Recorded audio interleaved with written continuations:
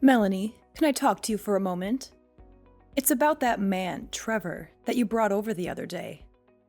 Are you seriously thinking of marrying that man? Huh? Where did this come from? Yes, I do. I already talked to you about this, didn't I? The whole point of me bringing him over was to let you meet him before we started making wedding plans. Yes, of course. I understand that. But have you not heard anything since then about how he had a change of heart and didn't want to get married anymore? You haven't heard about anything like that? What? What makes you think I would have heard something like that from him? Could you not just casually ask about something with such serious implications? Here I was feeling relieved that it looked like you were getting along really well with him, and now you come out with this talk? Trevor is not the kind of cold-hearted person who would do something like that. Yes, I get it. Your father and I certainly got the impression when we met him that he was quite a sincere person. There's no way I would say something so terrible at someone you clearly have such feelings for. Okay, sure, if you say so. But that just begs the question. Why would you go and say something that sounds like you're expecting the two of us to break up? Yes, well, about that. Melanie, I want you to let go of Trevor and let Emily be with him instead. I'm sorry, what? Don't you I'm sorry, me. I made myself quite clear, didn't I? I think Emily is a far better match for Trevor than you are, so she should be the one to marry him. You think what now? I am not going to repeat myself. You need to break off your engagement with Trevor immediately. Hold on. You're being serious right now. This isn't some elaborate joke you're trying to pull? I had a talk with our family, and it has been decided that we're going to have Emily marry Trevor instead of you. Starting today, we are considering Trevor to be engaged to Emily. What the heck are you talking about?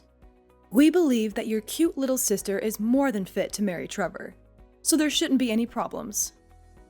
You're her older sister.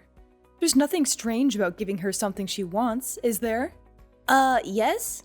There's lots of things strange when it comes to giving away the man who proposed to me. An engagement isn't something where you can just switch up one of the people involved, like you're subbing out an injured football player. There's no way Trevor is going to be okay with this. What are you talking about? There isn't a man on earth who wouldn't be happy to marry Emily. I mean, look at her. She's the most beautiful woman in the area. Everyone agrees. With someone like her still single and being such a good match for him, it's not your place to speak up against the idea. I have absolutely no idea what you're talking about. I think I have a right to a say about my own engagement. Thankfully, whether or not you understand doesn't matter. No matter how much you struggle to accept it, we have decided as a family that Emily will marry Trevor. I'll be contacting him shortly about our desire to break up the engagement. So please try not to get in the way of their love, okay? You aren't going to be the one seeing him anymore, understand? Just be a good girl and let it go.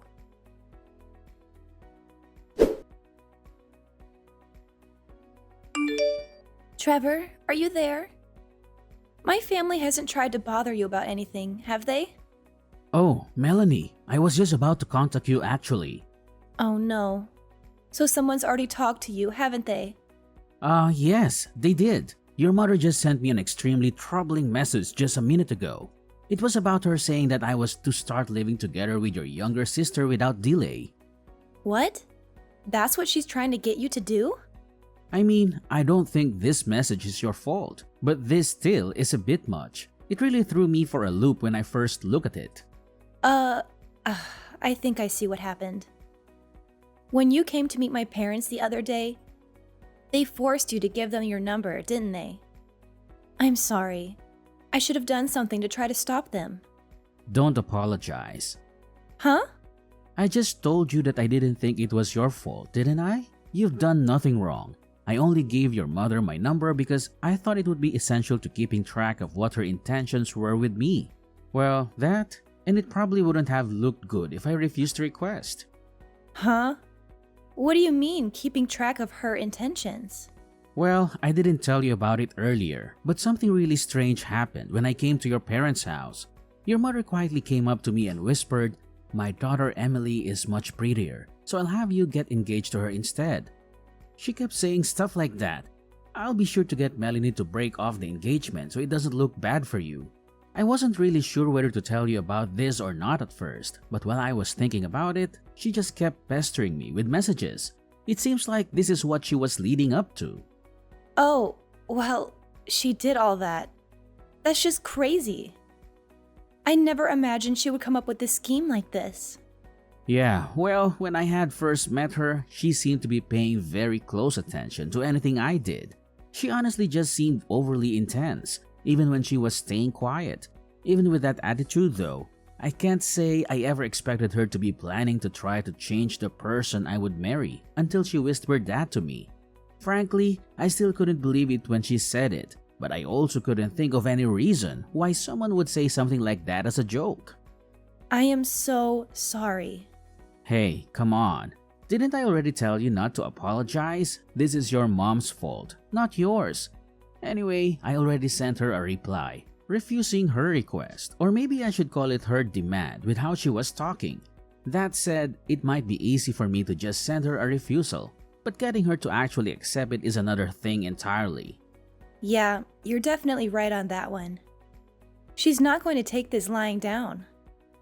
She's the kind of mother who wants to grant every little wish of her favorite daughter. Unfortunately, that favorite daughter is my little sister, not me. Wow, are you serious? It sounds like your life growing up must have been tough.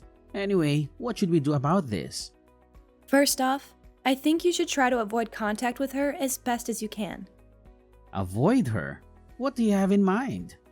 Well, I think there's a pretty likely possibility that she will try to find your address. So you might want to stay somewhere else for a while. My place won't work since she knows where I live already. Do you have a friend or a relative you can stay with for a while? I can ask my cousin for help. He doesn't live too far away. He might be able to let me stay with him for a while. Oh, yeah. He's the one who's living alone the next town over, right? Isn't he a college student? Right on both counts. Now that I think about it, it's actually a pretty great plan. Since I'm a freelancer, I don't have any sort of office to report into that your mom can try to barge in on. And since my cousin is in another town, it should be easy for me to lay low there without any chance of just running into her randomly on the street. Yeah, that is a good idea. Okay, I'll contact him right away. Now that I think about it, my current apartment is going to be undergoing renovation soon. They offered me a deal to vacate my place, so I might just be able to move pretty soon anyway. It's an option at least. I'm really sorry that my stupid mother is making you go to all this trouble. No, don't worry about it. I'll give you a call once things have quieted down, okay? Take care. Thanks. Hopefully things settle down quickly. You be careful too.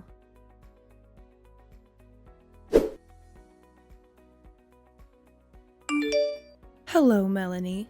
It looks like you've managed to break off the engagement with Trevor. I'd say you deserve some praise for your understanding. You really have turned into a great older sister, haven't you? You finally learned to think about the happiness of your sister before yourself. What's this now? What are you talking about? I haven't broken off my engagement. What makes you think I have? Pardon me? Oh dear. Are you really still saying things like this? Don't tell me you've been up to no good behind my back. Just what are you scheming? I will never forgive you if you continue trying to steal Emily's happy life away. Okay, I am completely lost. What the heck are you talking about? For starters, Emily and Trevor have never even met each other, right? Even when I brought Trevor over to meet you, Emily was out with some friends or something, right? Well, yes. That day is still yet to come. But once that day comes, they'll be seeing each other all the time. So there won't be a problem. Once that day comes? Are you delusional? How rude. Look, when Trevor came to see us, your father followed him home to figure out where he lived. Oh, you did you? Nothing wrong with that. Nothing creepy at all, sure. Be quiet, I'm not finished. We sent Emily over there, and she should be introducing herself to him right now. Wait, are you serious? You actually tailed him home? What choice did we have? No matter how much we asked him, he just wouldn't tell us his address. How else were we going to find out? If Emily's going to start dating him, we would need to know his address. It's obvious that it falls to her parents to get that information, isn't it? What are you talking about? You are completely insane. None of this is anywhere near normal, let alone obvious. There you go with your rude remarks again. I thought it would be good to speak to you just in case, and it looks like I was right. Before you go trying to say anything, you should know that Trevor and Emily have already started dating. We even started having the two of them live together just 3 days ago. Having them live together? They have been hitting it off quite well. It looks like they've already started forging a deep bond. So you should just step aside and let it happen already. Ah, I see. Is that so? Well, yes, of course. You may not want to admit it to me, but I know you know how much better Emily is for him. Sure. Whatever. Okay, fine. So you won't need that monthly $2,000, right? Got it. Excuse me? What? $2,000 are you talking about? I'm not aware of anyone making monthly payments. Oh, don't tell me you've actually forgotten. Don't you remember? 7 years ago, Dad's old company went bankrupt. Sure, he got a new job pretty quickly. But if you remember, his salary was a pittance compared to his old job. That's why you asked me to send you $2,000 every month to make up for some of the income he lost. Did you really forget? Wait, what? You're telling me that you've still been doing that? That's been continuing these whole 7 years? Well, neither of you ever really talked to me about stopping, so I just kind of kept going along with it. I mean, sure, I felt like giving you $2,000 a month was going a bit overboard, but I knew that at the time Emily was hard at work at a private high school and learning from extra tutors too. I figured those extra expenses added up quite a bit, so I didn't really complain. I thought you'd tell me when you didn't need the money anymore. My job pays me well enough that even with that amount going out every month, I was far from destitute anyway. So I just quietly accepted it. Despite what you may think, I do actually care about Emily after all. Though, frankly, the number one reason I kept sending you the money was that I knew she would leave the house eventually. Once she was supporting herself, especially once she got married, I knew she could handle herself just fine. I just wanted to support her until then. Since she's leaving now, I figure that Dad's current income is enough to support just the two of you, isn't it? With Emily gone, there's not really any reason for me to keep sending you money anymore, is there? Wait, hold on a moment. If that's how it's going to be, then just wait. I'll bring Emily back here right away. Oh, what's that now? Look, it's fine if you don't want to break off the engagement with Trevor. I won't stop you, okay? So please don't stop sending us the money. Please, just keep sending it like you have up until now. Excuse me? I'm telling you, I'll contact Emily right away. So please, keep sending us the money.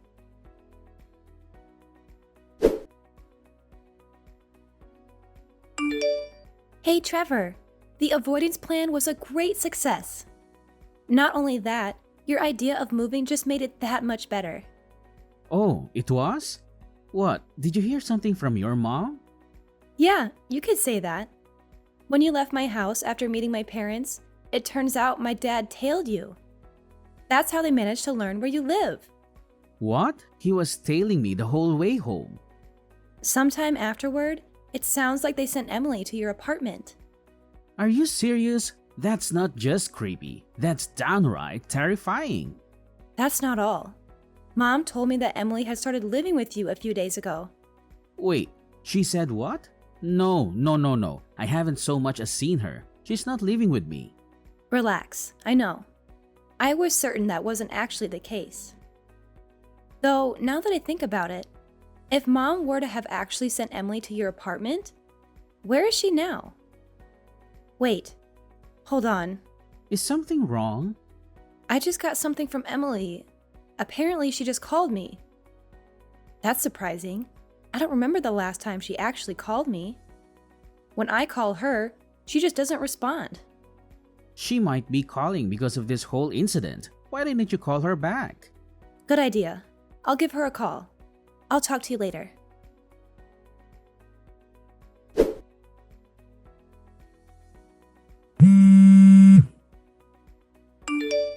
Melanie, pick up the phone.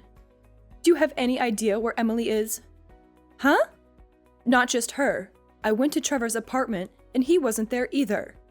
I was so sure that they had already started living together. But when I got there, I didn't find anyone. They couldn't have possibly ran away and eloped, could they? Well, you're half right, I suppose. What? Half? Well, I can say that her partner isn't Trevor, at least. What are you saying? What do you mean it isn't Trevor? I heard it all from Emily directly. Mom, you knew that Emily already had a boyfriend, didn't you? Well, Her boyfriend works in civil engineering, so he didn't exactly have a high salary, right? According to Emily, you seem to hate that about him. That's why you did everything you possibly could to get in the way of their relationship, and were scheming to split the two of them apart. Am I wrong? Well, what else could I do? If she married a man with such a pitiful salary, she'd be headed straight for a horrendous life of destitution. And that's why you tried to force her to marry Trevor, right? Well, of course. He's obviously a much better choice than some man who can barely earn a living doing a filthy job like civil engineering. So, putting aside your disgusting attitude towards some people's professions, I'm familiar with the company that Emily's boyfriend works at. That company actually pays a pretty high salary compared to the rest of that industry, you know? What? The company's president is quite a kind person and cares a lot for his employees.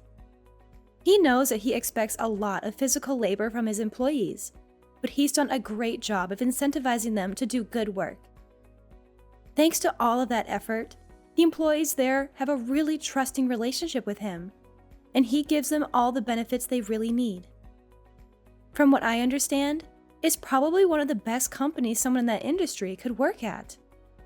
I'm guessing you just oppose Emily dating him based on what you thought of his job without actually looking into where he worked, right? I never thought that such a company could ever exist, especially in an industry like that. If you had actually listened to what Emily had to say, you would have known. Well, I guess it's too late to worry about that now. What do you mean it's too late? Well, here's the thing. You told Emily to go to Trevor's apartment, right? Well, in what probably would come as no surprise to anyone but you, she didn't. She took your ridiculous demand and used it as a chance to escape from the house that had been shackling her for so long. In other words, she fled to her boyfriend's place. What? She fled? Not only that, apparently they filed their marriage registration not too long ago as well. No way. How do you know all of this? Funny you should ask that. For how much you tried to claim I was getting in the way of her happiness, I still care about her quite a lot. So when Emily called me yesterday, we spent a long time talking with each other about what was happening. Sure, I've always been a bit jealous of how you and Dad always doted on her more than me, but she had her own struggles to deal with too. Yesterday was a day I finally got to hear her true feelings. Hey, Melanie. About that $2,000 you've been sending. What? You think now is a good time to bring that up? Look, your father hasn't received a raise in I don't know how long. And, well, our monthly expenses are a bit... If there's only the two of you living there, you should have no trouble living on Dad's current income.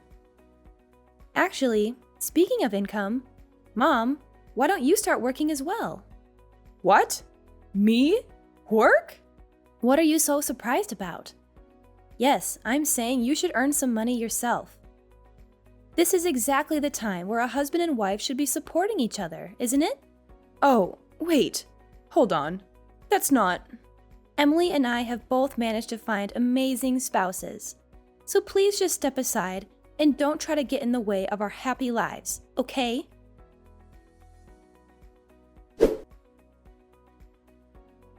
A few days later, my mom and dad apparently got divorced with the loss of the extra money from me. Dad was starting to feel the effects of his meager salary. However, he also felt indebted to his current job. He felt like he couldn't let Mom know about it and was hoping she would start working to help support the two of them. But she wasn't budging. He was already feeling doubts about her due to her lack of support when he found out about her selfish attempt to control who Emily and I married. Upon hearing that, it was the last straw for him. Shortly afterward, I received a message from him, and I think Emily did too.